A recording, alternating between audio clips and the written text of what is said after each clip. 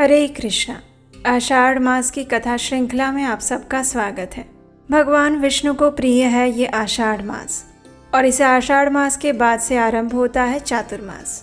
अपनी आध्यात्मिक साधना में प्रगति करने के लिए चातुर्मास सबसे श्रेष्ठ मास बताए गए हैं और इसीलिए उसके शुरू होने से पूर्व तैयारी के रूप में हम इस आषाढ़ मास का पालन करने का प्रयास करते हैं।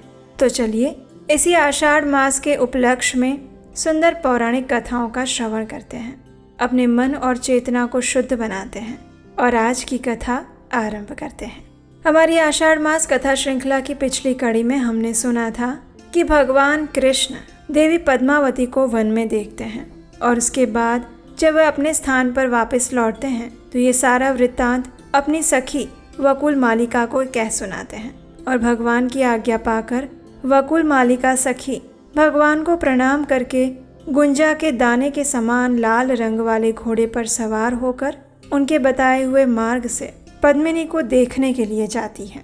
रास्ते में अनेक प्रकार के मृग, पक्षियों और वृक्ष लताओं का अवलोकन करती हुई बार बार प्रसन्न होती हुई वो आरणी नदी के पश्चिम तट पर जा पहुंची। वो स्थान बहुत सारे वृक्षों से हरा भरा था। वहाँ अगस्त्येश्वर के समीप अपने लाल घोड़े से उतरकर वकुल माला स्नान और जलपान करके नदी के तट पर विश्राम करने लगी और उतने में राजभवन से बहुत सारी स्त्रियां देवताओं के समीप वहां पर आई। वे सबकी सब पद्मावती की सखियां थीं। उन्हें देखकर वकुल मालिका उनके पास गई और इस प्रकार कहने लगी, हे सुंदरियों, तुम सब कौन हो? तुम्हारे आभूषण और हार तो बड़े विचित्र है। तुम कहाँ से आई हो और इस स्थान पर तुम्हारा क्या कार्य है?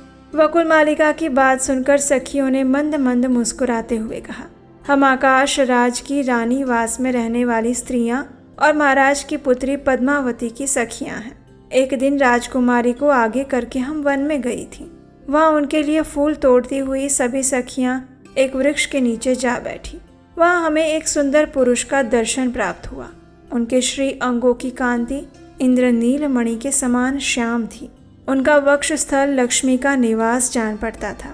दोनों भुजाएं बहुत ही सुंदर और विशाल तथा हृष्ट पुष्ट थी। कटी प्रदेश में शुद्ध पीतांबर शोभायमान था।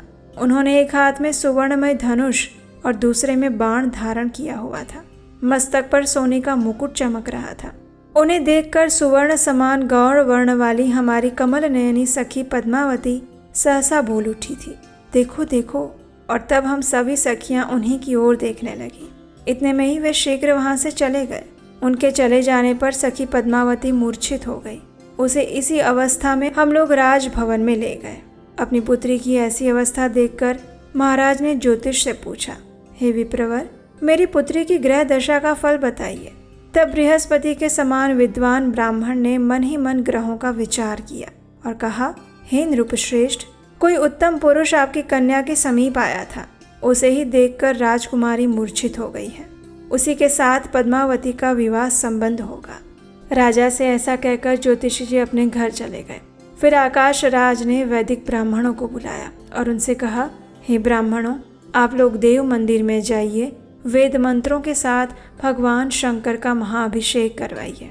ऐसा उनको आदेश देने के बाद महाराज ने फिर हम सभी सखियों को बुलाया और कहने लगे, हे कन्याओं, तुम भगवान के महाअभिषेक की सामग्री जुटाओ। राजा की ये आज्ञा पाकर हम सभी सखियां देव मंदिर में आई हैं। हे सुभगे, अब तुम हमें अपना परिचय बताओ। कहाँ से या किसके काम से तुम्हारा यहाँ आगमन हुआ है, अथवा यहाँ से कहाँ जाने का तुम्हारा विचार है? ऐसा लगता है इस दिव्य अश्व पर आरूढ़ होकर तुम देवलोक से आई हो। सखियों के ऐसा पूछने पर वकुल मालिका को बड़ा हर्ष हुआ। उसने मधुर वाणी से कहा, मैं वेंकटाचल से इस घोड़े पर सवार होकर आई हूँ और महारानी धरणी देवी से मिलना चाहती हूँ। क्या राजभवन में महारानी के दर्शन हो सकते हैं? उसकी ऐसी बात सुनकर उन कन्याओं ने कहा, हे शुभे, तुम हमारे साथ धरणी देवी का दर्शन कर सकती हो। तब वकुल मालिका उन कन्याओं के साथ राजभवन में आई। उधर धरणी देवी ने अंतःपुर में जाकर अपनी पुत्री से कहा, बेटी, तुम्हारा कौन कार्य करूं? तुम्हें कौन वस्तु प्रिय लगती है?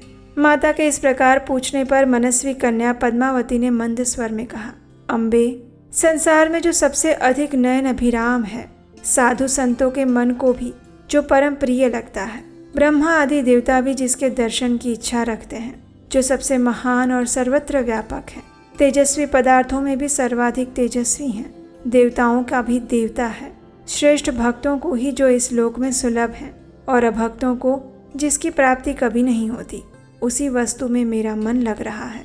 हे माता जी, वह भक्तों को संपूर्ण कामनाएं देने वाले हैं, तुम मेरे लिए उसी वस्तु की खोज करवाओ। ये सुनकर धरणी देवी ने कहा, सुलोचने, उसके भक्तों का लक्षण बताओ जिनके लिए वो संसार में सुलभ है। तब पद्मावती ने कहा, उनके मनोरम लक्षणों का वर्णन करती हूँ। सुनिए माते, वे वेदों के स्वाध्याय में तत्पर होकर सदा वैदिक कर्म का अनुष्ठान करते हैं, सत्य बोलते हैं, दूसरों के दोषों की निंदा नहीं करते, पराई निंदा से दूर रहते हैं, दूसरों के धन का अपहरण नहीं करते। पराई स्त्रियां कितनी ही सुंदर क्यों ना हो, वे ना तो उनको याद करते हैं, ना उनकी ओर देखते हैं, ना उनका कभी स्पर्श करते हैं और ना ही उनसे कभी बातचीत करते हैं। ऐसे सदाचारी महात्माओं को ही तुम वैष्णव कहो, जो सभी प्राणियों के प्रति दया भाव से युक्त होकर सबके हित में संलग्न रहते हैं, देवेश्वर विष्णु के गुणों का गान करते हैं। उनको निश्चय ही भगवान का भक्त समझो।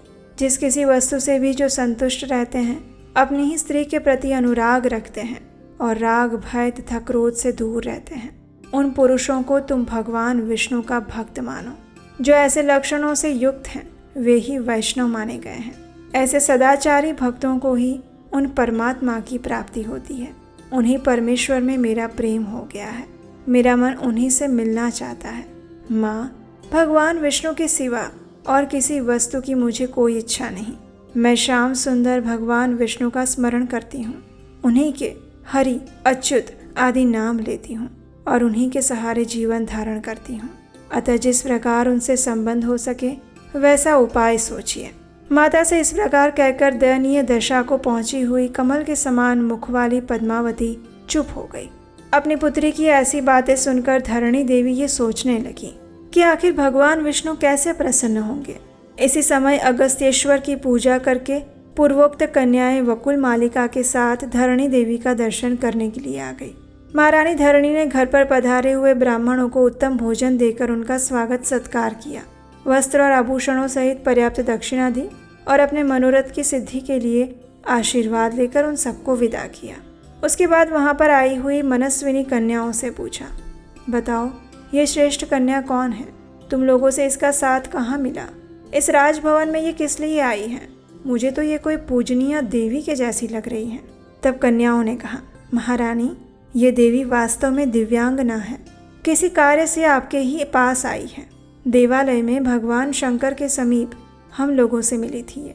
हमारे पूछने पर उसने बताया कि मैं पूजनीय महारानी से मिलने आई हूँ और तब हमने कहा तुम हमारे साथ चलो। हम महारानी की दासियाँ हैं और अभी राजमहल में ही जा रही हैं। इस प्रकार हम आपके पास उसको लेकर आ गए हैं। अब आप ही उससे पूछिए कि इसके आगमन का क्या कारण है। तब धरणी देवी ने उससे पूछा, तुम कहाँ से आई हो? मुझसे तुम्हें क्या काम है? सच सच बताओ। वकुल मालिका ने कहा, महारानी, मैं वेंकटाचल से आई हूँ। मेरा नाम वकुल मालिका है। हमारे स्वामी भगवान नारायण सदा श्री वेंकटाचल में निवास करते हैं। एक दिन वे हंस के समान श्वेत और मन के समान वेगशाली अश्व पर सवार होकर वेंकटगिरी के पास ही वन में शिकार खेलने के लिए गए थे और एक वन से दूसरे वन में विचरते हुए आरणी नदी के तट पर जा पहुँचे। वहाँ घोड़े से उतरकर वे नदी के सुंदर तट पर भ्रमण करने लगे और उसी समय उन्होंने फूल तोड़ती हुई कुछ सुंदरी कन्याओं को देखा। उनके बीच में एक तनवंगी कन्या थी जो लक्ष्मी जी के समान सुवर्ण गौरी और अत्यंत मनोहर थी। उस कन्या के प्रति भगवान का मन अनुरक्त हो गया। उसे प्राप्त करने की इच्छा से श्री हरि ने उन कन्याओं से पूछा, ये सुंदरी कुमारी कौन है? तो कन्याओं ने उत्तर दिया, हे महाबल, ये आकाश राज की कन्या है। इतना सुनकर वे घोड़े पर सवार हो गए और बड़े वेग से अपने निवास स्थान वेंकटाचल पर जा पहुँचे। वहाँ स्वामी पुष्करिणी के किनारे अपने धाम में प्रवेश करके भगवान ने मुझे बुलाया और मुझसे कहा कि हे सखी वकुल मालिके, तुम आकाश राज के नगर में जाओ, महाराज के अंतःपुर में प्रवेश करो और महारानी धरणी से मिलकर कुशल प्रश्न पूछने के बाद उनकी सुंदरी पुत्री पद्मालया को मेरे लिए मांगो और राजा का मनोभाव जानकर शीघ्र लौट आओ। भगवान की ऐसी आज्ञा होने पर ही मैं आपके महल में आई हूँ। अब आप मंत्री सहित महाराज से सलाह कीजिए और जो उचित जान पड़े वैसा कीजिए। वकुल मालिका की ये सारी बातें सुनकर महारानी धरणी अत्यंत प्रसन्न हुई। और उसके बाद क्या हुआ, इसकी कथा का श्रवण हम करेंगे हमारी इसी आषाढ़ मास कथा श्रृंखला की अगली कड़ी में। उसे सुनने के लिए इस वीडियो को लाइक करें, शेयर करें और चैनल को सब्सक्राइब करके रखें। हरे कृष्णा।